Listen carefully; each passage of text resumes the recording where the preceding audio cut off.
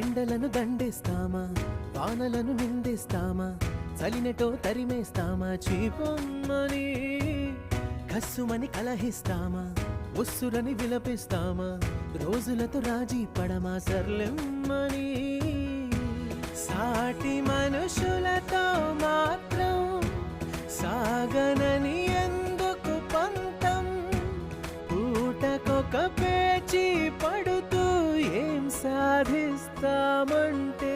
ఏం చెబుతా.